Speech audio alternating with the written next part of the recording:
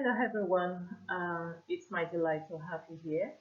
I am Sophia Mene. I am in the final stage of my research about to hand in my thesis, which was my research is conducted with the Child and Women Abuse Study Unit at the School of Social Science and Social Profession of London Metropolitan University.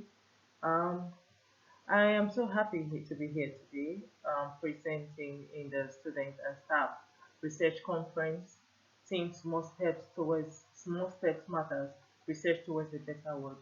I hope that the outcome of my research will help to make small steps towards a better world by improving the experiences of victim survivors of intimate partner violence and abuse among Black and ethnic minority women in the UK. These are my supervisory team. I have Dr. Sukwans, Dr. Fiona, and Professor Liz Kelly. The theme of my presentation is on the conducive culture limiting speaks for action, which emerged from my research on the role of culture in the experiences of Nigerian women living in the UK who have experienced intimate partner violence and abuse. Yeah, this is the overview of my presentation. I will start by looking at the background, so my research, followed by the aim of the research, the method I use in conducting my research, and the findings I got from the research, the limitations, um, our conclusion, and our aims, uh, providing you with some of the key references. Yeah, this is the background to my study. This research emanated from a personal curiosity as to the factors that enable women cope with the experiences of intimate partner violence and abuse, as a Nigerian woman who has experienced intimate partner violence and abuse. Intimate partner violence and abuse is a global public health and human rights problem that is widely acknowledged to have reached epidemic level. According to the World Health Organization, nearly 30% of all women who have been in an intimate relationship have experienced a form of physical or sexual violence by their intimate partner, and over one third of all murders of women globally are executed by a male intimate partner.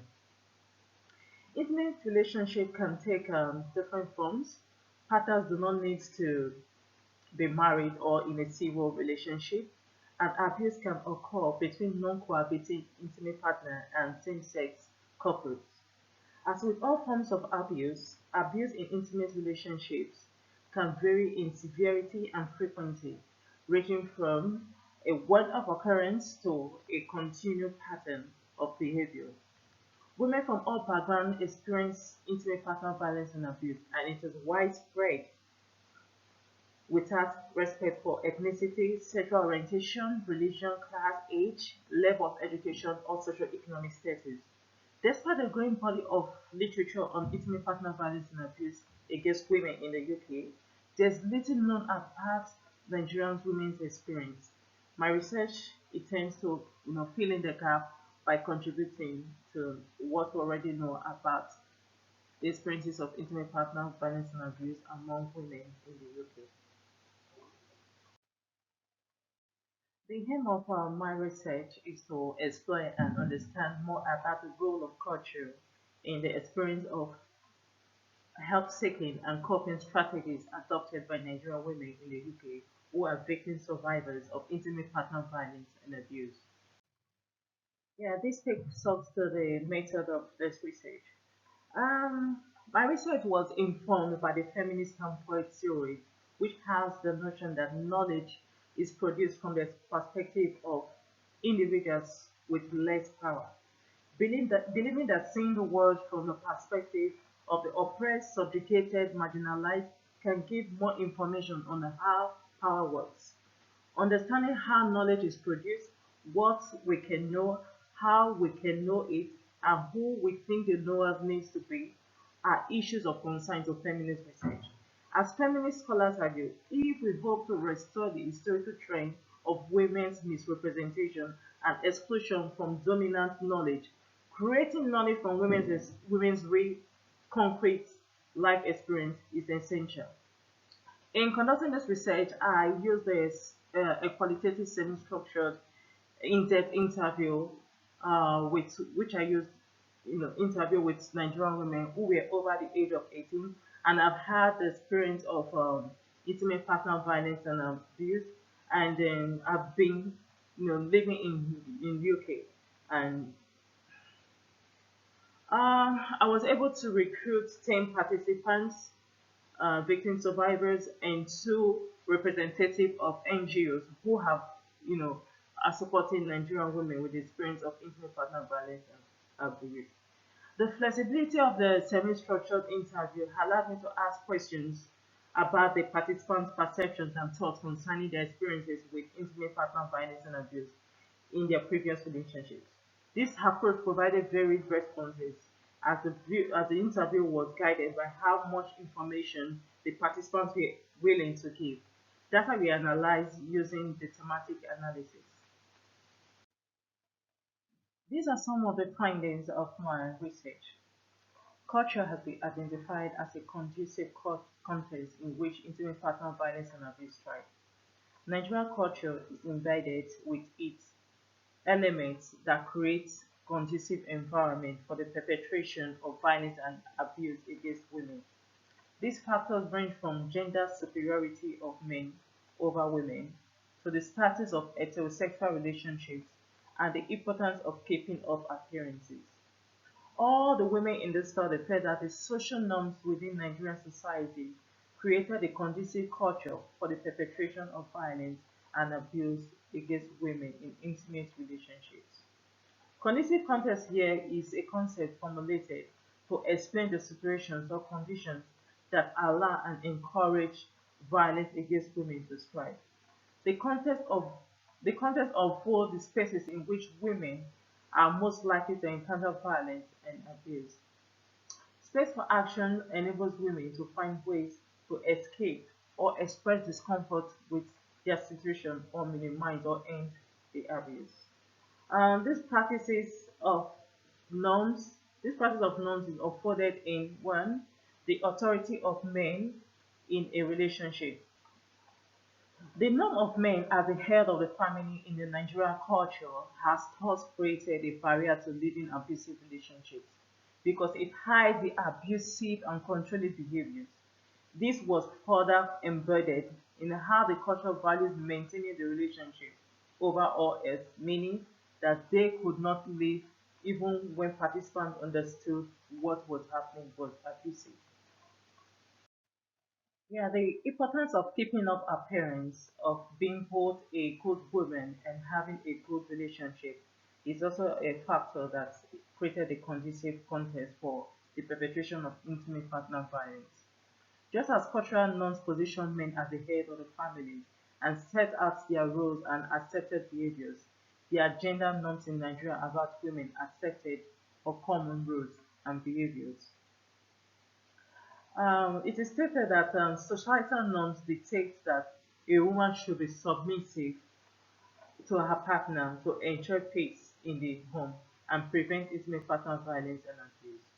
It is also claimed that cultural and religious perspective of Nigerian women in relationships have compelled them to role play a happy family in public. This idea of keeping up appearance alongside the dominance of men and the primacy of maintaining the relationship creates cultural barriers for women seeking to escape violence and abuse. Yeah, this is an extract from Bose, who was one of my participants, and she accounts to this issue of keeping up appearance. She said, "We always keep things to ourselves, to keep things inside without saying anything. That is your culture. Like I said, they look at you as being responsible for the situation. You will be blamed and accused for not being responsible and able to keep your marriage. You want to hold things back. I mean, even in front of everyone, you play happy family. You pretend as if nothing is going on, but a lot is going on. Even in church, people saw us as perfect couple. Meanwhile, things were happening inside the home. But when we go to church, we pretend to be happy family. Everything was smooth in the public, but much was happening in the background. Yeah, coming to women, women are also being compared to endure an abusive relationship. Nigerian women are expected to remain in their abusive relationship in order not to bring shame to their family of origin and the community at large. Nigerian women tend to uphold religious and cultural values of partnership and resist any pattern resulting to discontinuing relationships among nuclear and extended family members. Nigerian women are groomed to keep silent concerning issues relating to their partners to themselves. From women's accounts, this abuse this translates into feeling that it is expected of a Nigerian woman experiencing abuse to keep quiet about it. Effectively, that women should not speak ill of their partner. Part of the responsibilities of parents, especially mothers, is to teach their daughters to believe that marriage is for the better and the worse. I'll leave you with this quote from Kate, who is also one of my participants, to summarize the essence of which culture is a conducive culture limiting the space for action. It took me a lot of courage to speak out to someone. It was not easy, as I still wanted to protect that culture or protect my image. The culture stands as a god. In my culture, we frown so much at separation, or even for a husband and wife separating or quarreling all the time. So I do not want to complain when I consider myself still staying there. I do not want people to know about what I was facing or going through. So I was just dying in silence. I would refrain from coming out and speaking out when I consider my culture. I kept on trying to cope with the situation, you understand? I had to leave when I could not cope any longer. Yeah, these are some of the limitations I had, while conducting this research. The first one was the sample size. The sample size of this study represented a limited range of women from Nigeria because it was very, very tough for me to recruit women. Women living in the United Kingdom and could be seen as a drawback of the study. Also, due to the sensitive nature of the study, it was difficult to recruit targeted women from different settings, thus limiting the diversity of the women that participated in the study. However, rich data were generated because this study was conducted using an in-depth interview method of inquiry, and questions were semi-structured, giving participants the flexibility of telling their stories. Rich data were also gathered from 10 participants and 2 representatives of NGOs, which have provided in-depth insight into women's experiences of intimate partner violence and abuse, and to improve the authenticity and credibility of the study. In conclusion, based on the outcome of my research, some suggestions were made that could subdue the effect of conducive context that limits space for action. Women should be well informed so they can be empowered to take the right decision and not get stuck in an abusive relationship in a bid to uphold cultural norms. Secondly, the publicity on the support available to women from Nigerian in the UK should be more enhanced to reach out to more women experiencing or who will experience intimate partner violence and abuse. Thirdly, specially trained units should be allocated to the social services and police to deal more effectively with issues of intimate partner violence and abuse for better results. Support organizations should make themselves more accessible and involved in researches, as this is an avenue to get feedback on the effectiveness of their role in dealing with domestic violence. Overall, to support women from the Black and minority community with their experiences of intimate partner violence and abuse, there is the need to acknowledge the constraints set by cultural and religious norms. Yeah, these are some of the key references I used, for this presentation. Thank you so much for your time. Bye.